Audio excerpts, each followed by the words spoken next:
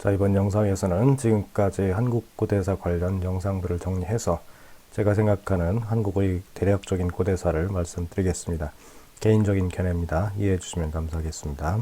이전 강의에서 말씀드렸듯이 2009년 사이언스에서 발표한 인류의 이동도를 보시면은 중국 북방에서 한반도 지역으로 크게 두 부류의 민족이 이렇게 이동한 것을 알 수가 있습니다.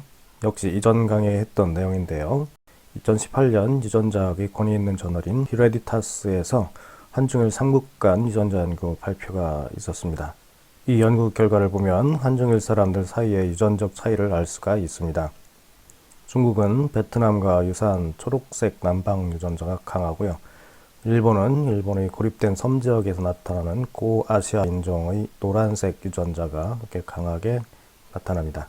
한국은 빨간색의 중앙아시아나 칭하이성, 티벳, 몽골 유전자가 노란색의 고아시아 유전자, 그리고 초록의 중국 남방 유전자와 함께 고르게 분포되어서 나타납니다. 이 연구의 결론을 보면은 한국인과 북방 한족은 고대에 잦은 교류가 있었다고 하는데 이는 고대 중국 북방과 한국인이 같은 민족이었음을 의미합니다. 그런데 약 1200년 전, 즉 발해가 건국되고 나서 신라와 당나라의 직접적인 교류가 끊어집니다. 그래서 한국은 중국 북방 민족과 유전적으로 갈라지기 시작합니다. 즉 통일신라 이전에는 북중국하고 한국이 역사를 공유했다고 보아야 옳을 것 같습니다. 이전 강의에서 저는 중국대학의 논문을 제시하면서 고대 중국 문화와 현대 한국 문화에는 부정할 수 없는 공통점이 있다고 강조했었습니다. 문화뿐만 아니라 언어 면에서도 고대 한자의 발음이 고유와 유사한 발음이 많았다는 점을 강의했었습니다. 유창훈 교수님이 하신 말씀인데요. 우리 민족은 결코 한반도에서 일어난 것이 아니고 아시아 대륙을 누리던 선진 민족이었으며 점차 그 세력의 약화와 동진에 의해 한반도로 밀려난 것이라는 생각에 도달하게 되었다.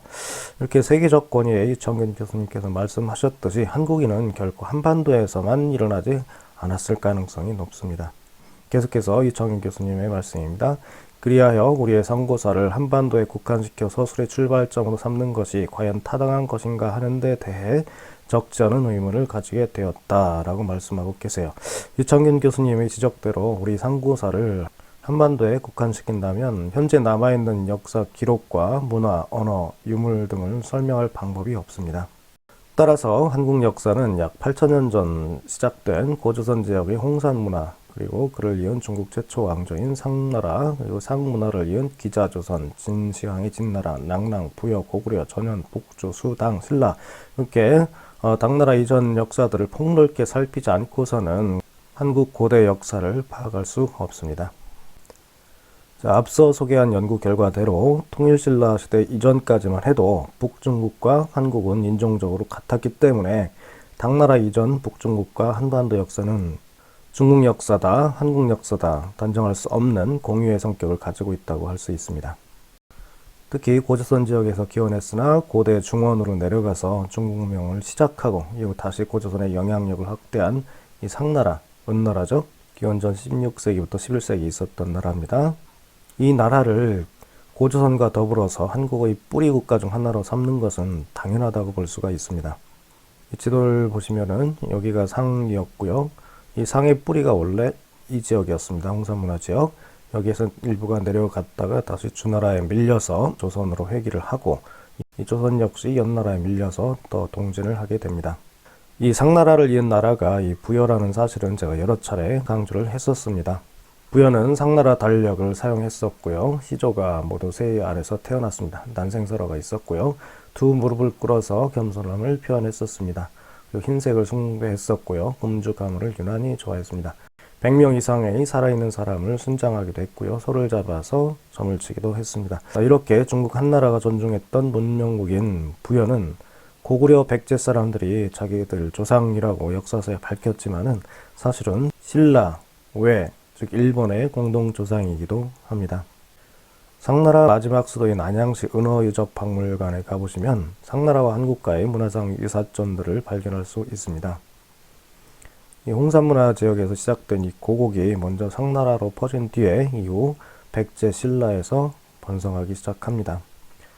이 상나라는 소호족, 즉 새를 숭배한 나라였는데요. 후대에 상나라 후손이 서쪽으로 진출해서 세운 진시황의 진나라, 동쪽으로 이주한 낭랑의 후예라고 자처한 신라, 이 나라들은 모두 소호족 계열의 국가들이었습니다.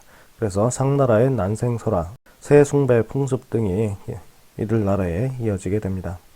상나라 수도 안양에서 발굴되는 얼굴 조각들은 한결같이 눈이 작고 광대뼈가 튀어나온 북방아시아계 특징을 가지고 있습니다. 이 상나라식에 만든 주물에 석고를 부어서 떼낸 얼굴입니다. 상나라 순장 풍습은 중국에서 사라진 뒤에 부여, 한반도, 신라, 일본으로 이어집니다. 이 하느님을 숭배했던 상나라 사람들은 제사 전에 자신을 신에게 바친다는 의미로 커다란 욕조에 들어가 정결의식을 했었습니다. 3000년 전 상나라 풍습이 그려진 중국 하남성의 은어박물관 그림을 부여를 이은 한반도 백제박물관에서 유물로 확인할 수 있습니다. 중원은 동서남북의 수많은 민족들이 목숨을 걸고 차지하려고 했던 부유한 땅이었습니다. 따라서 수많은 외침을 당해서 고대 상나라 문명을 유지하기 어려웠습니다. 주변으로 상나라 사람들이 강제로 이주를 많이 당했지만은 그래도 중국에 남아있던 상나라 후손들, 예를 들어서 이 공자 같은 분들은 새로 들어선 중국이 또 다른 문명, 주나라의 화하 문명이죠.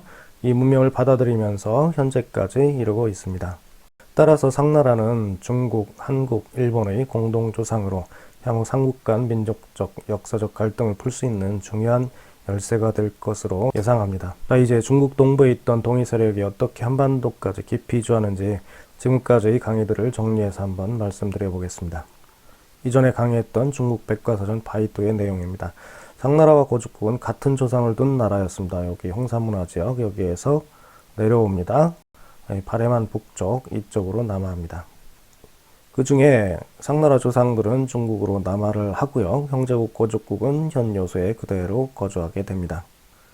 이 중원을 차지한 상나라가 동쪽에 치우의 용산 문명을 이은 구이와 이렇게 계속 전쟁을 합니다.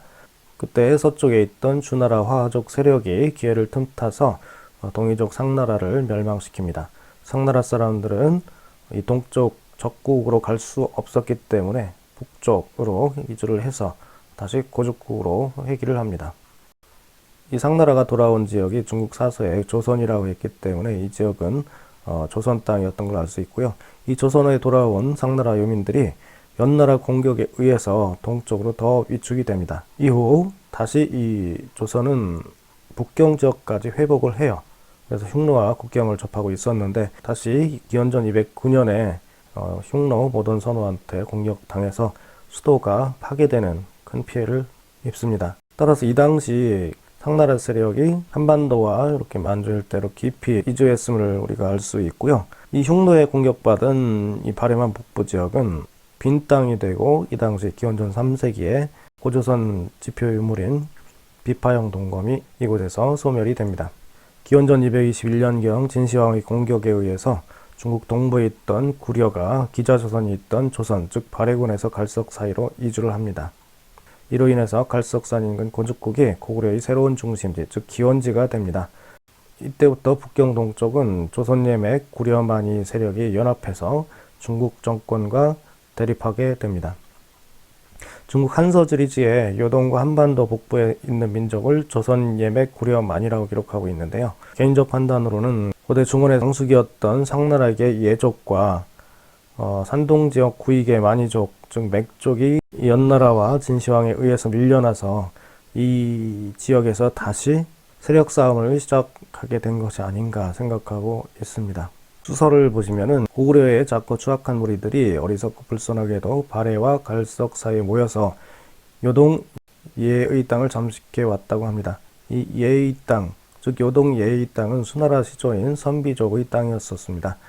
비록 한나라와 위나라의 거듭된 토벌로 그 소굴이 잠시 허물어졌으나 난리로 중국과 서로 멀어지자 그 종족들이 다시 모여들었다라고 수양제가 고구려를 치기 전에 선언하고 있습니다. 즉 고구려가 수나라 지배층인 우문선비의 기원지인 요동 예족의 땅을 불법으로 점거하고 있는 사실에 분노하고 있는 것입니다.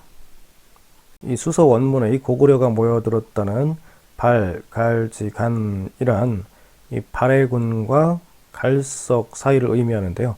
발해군은 현 중국 동부인 하북성과 산동성 북부 일대를 말합니다. 즉 고구려 사람들이 모여든 곳이 원래는 이 요동 예족의 땅이 아니라 하북성 일대, 즉 중국 동부였던 것입니다. 수나라 지배층의 조상인 선비족은 고구려 부여와 더불어서 예맥족 일파였습니다. 삼국사기 고구려 번기를 보면은 기원전 9년에 고구려가 선비를 공격하는 장면인데요. 부분노가 관문을 맞고 싸우니 선비는 앞뒤로 적을 맞아 계책이 다하고 힘이 꺾여 항복하여 결국 속복이 되었다. 이렇게 선비는 부여와 더불어서 고구려와 갈등이 많던 사람들이었습니다.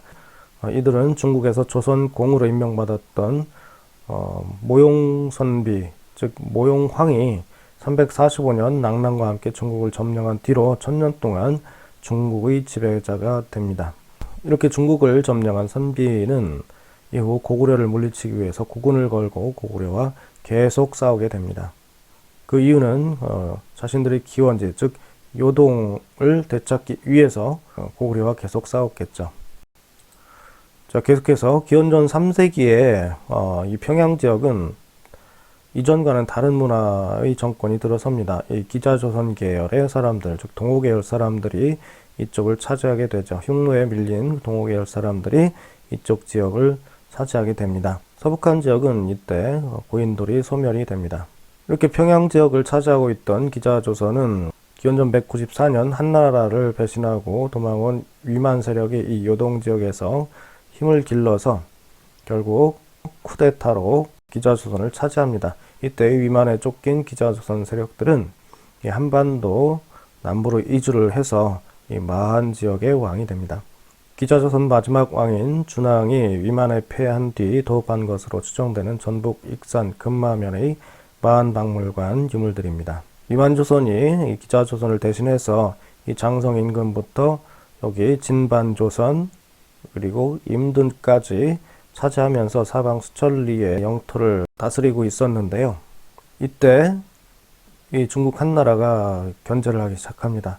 한반도 남부에 있던 이 진국, 기자조선이 마한을 세웠던 이 진국이 이 위만조선과 사이가 안 좋은 것을 이용해서 이 위만조선을 멸망을 시켜버립니다. 이 한나라는 이 위만조선을 물리친 뒤에 이 지역에 낙랑을 세우고 여기는 원래 위만한테 강제로 복속됐던 이 진반조선과 임둔을 이 한나라가 위만조선과 똑같이 9년으로 만들어 버립니다. 근데 이 지역 사람들은 반발이 심했죠. 그래서 다 독립을 해 나가고 낙랑만 한 세력과 같이 연합을 해서 주변 사람들의 공격을 중국 정권을 빌어서 막으려고 했던 것 같습니다. 근데 이 낙랑이 고구려의 계속된 공격에 의해서 대거 신라로 이주를 합니다. 서기 37년 고구려 왕 모율이 낙랑을 습격해서 멸망시킵니다. 서기 300년에는 낙랑이 신라에 항복을 합니다. 근데 신라만으로 이주한 게 아닙니다. 낙랑 사람들은 크게 남북 지역으로 흩어지게 되는데요. 한 부류는 북쪽으로 현 요서 지역, 선비족 모용씨 쪽에 편입이 되고요. 다른 한 부류는 남쪽 신라에 편입이 됩니다. 낙랑을 흡수한 선비족 모용씨는 이후 전연을 세워서 중원을 정복하고 516국을 주도하게 됩니다. 이렇게 전연을 세우죠. 345년입니다. 이 낙랑조선과 함께 중국을 점령한 선비족은 예맥족입니다. 예맥족은 한국뿐만이 아니라 중국 역사에도 수천 년 동안 영향을 준 동아시아 주요 민족이라고 할 수가 있습니다. 중국 북방부터 한반도까지 예맥족이 큰 영향을 미칩니다. 저는 이 예맥조선을 이 세를 숭배했던 서이족의 일파인 상나라, 요 맥은 이 회화가 가라, 고대 발음은 가라였다 합니다. 이 한자도 고대 발음은 가라입니다. 그래서 이 맥이 가라족, 즉 구려족을 의미하는 종족명이라고 생각을 하고요. 원 거주자들은 이 숙신계, 즉 주선계죠. 주선계 사람들이었다고 봅니다. 그래서 이 예맥조선을 합하면은 예족과 상나라계와 맥족, 고구려 계열 사람, 그리고 주선이라고 칭했던 한반도 만족 원주민을 합한 말이 이 예맥조선이라고 생각을 하고 있습니다. 예는 상나라 사람들이 자신의 나라를 상은 이렇게 안 했다고 했잖아요. 위라고 불렀습니다. 자기의 나라를. 후이죠, 후이. 예는 후이라고 발음이 됩니다. 부여도 후이고요. 상나라 사람은 스스로를 의 이렇게 불렀다고 중국 학자들이 밝히고 있어요. 이 사람들은 고대 서이에 속했던 사람들이고요. 이 맥은 산동 지역에서 점차 이 진시황에 밀려서 요동 예조의 땅에 진입한 고대 구려 사람들인데요. 이들은 복희하고 삼조고를 숭배했었습니다. 조선은 이 예와 맥의 기원지입니다. 이 홍산문화지역, 즉 고조선이 있던 이 홍산문화지역의 동이문화를 계승한 지역이 바로 이 예지역과 맥지역입니다. 하지만 이 예맥이 점차 중원에서 쫓겨오면서 이 숙신과 섞이게 됩니다. 따라서 고대 중국 사서의 예맥조선, 조선예맥이라는 말은 상나라계 예족, 구려계 맥족, 숙신계, 조선 등 서로 다른 세민족이 같이 사는 땅을 일컫는 호칭이라고 생각한 것이죠. 이 한국 전통 색깔이라고 하는 오방색이 있습니다. 5가지 방위의 색깔인데요. 서쪽은 백색, 동쪽은 청색, 북쪽은 흑색, 남쪽이 적색입니다. 이 방위로 보면은 동쪽에 있는 한국은 청색을 숭배해야 하는데 왜 한국 사람은 고대로부터 백색을 숭배했을까요? 고대 기록을 보면은 부여하고 신라가 백색을 숭배했었습니다. 그런데 이상하죠. 흰색은 고대 중국 서쪽 상나라색이었거든요. 바로 부여 신라가 중원 서쪽에 있던 상나라 영향을 받은 증거가 아닌가 이렇게 생각을 합니다. 나무의 귀를 보니까 실제로 이 조선은 흰옷을 금지하고 푸른 옷을 입게 하려고 국가 정책으로 강제하려고도 했다고 합니다. 그래도 수천 년간 백의 민족 전통은 쉽게 바꿀 수 없었겠죠. 이 흑색은 상나라 동쪽, 즉 이 구려 세력의 땅을 말하는데요. 이 고대 고구려 조상인 구려족이 살던 산동 지역의 용산 문명이 토기들을 보면은 아주 까만색 토기가 많이 발견이 됩니다. 즉, 이 구려족은 까만색을 숭배했던 것을 알 수가 있어요. 이들 중국 동부의 구려족이 발해만 북쪽으로 이주했다고 했잖아요. 이 사람들이 결국 요동까지 진입을 해서 예족 땅을 점령했다고 수양제가 밝히고 있는데요. 이 고구려가 검은색을 숭상했던 나라입니다. 삼조고라든가 깃발도 검은색이었습니다. 이 적색은 현재도 그렇듯이 남방의 기원인 화족이 숭배하는 색깔입니다. 자, 그래서 아까 얘기했듯이 얘가 서이쪽으로 이어지고 이 설합을 할 때 서자죠. 상나라, 신라까지 이어졌고 맥은 회하, 여기가 사수고 회수입니다. 이 땅에 있던 맥, 즉 가라가 회수에 있던 가라가 고려가 되고 검은색을 숭상했을 것으로 추정이 되고요. 이 조선은 주선이죠. 주선, 여진입니다. 여진으로 이어지고 그들은 청색을 숭배했었던 것을 짐작할 수가 있습니다. 이러한 수천 년 전 지역에 따른 색의 선호는 현재 한중일 국계에도 드러납니다. 우연인지는 몰라도 태양의 흰빛을 숭배한 서쪽 상나라 영향을 깊이 받은 한국과 일본은 흰색 계통의 국기를 사용하고 있고요. 남방계 주나라의 영향을 깊이 받은 중국은 적색을 국기로 삼고 있습니다. 동쪽 만주 지역, 즉 주선 땅에서 기원한 청나라는 중원을 의미하는 노란색 바탕에 동쪽을 의미하는 파란색 용을 그리고 있습니다. 즉 한국인은 이 중국에서 밀려난 예와 맥, 조선의 영향을 골고루 받은 나라로 볼 수 있고요. 중국은 예, 맥을 몰아냈기 때문에 화하의 영향이 가장 크고 예, 맥의 영향이 북방에 일부 남아있다고 할 수 있습니다. 이 금나라와 청나라 전신인 이 음루가 있습니다. 고대 숙신을 이었다고 하는데요. 근데 이 음루는 마한 사람들하고 같이 예맥 쪽과는 좀 구분되는 풍습이 있었습니다. 무릎을 꿇지 않고 언어가 주변하고 좀 달랐습니다. 그리고 좀 과하다 싶을 정도로 용기를 과시했고 땅을 깊이 파고 문을 지붕 위에 두고 살았습니다. 고대 기록을 보면은 이렇게 땅을 파서 거주했던 민족이 둘이 있는데요. 바로 이 마한과 숙신, 즉 음루입니다. 그래서 저는 이 두 나라가 예맥 쪽이 동진하기 전에 수천 년 동안 한반도와 만주에 넓게 퍼져 있던 고조선, 즉 주선족의 원주민이 아닐까 이렇게 생각하고 있습니다. 이상과 같이 그동안에 제가 강의했던 내용들을 한번 정리해 봤습니다. 시청해 주셔서 대단히 감사합니다.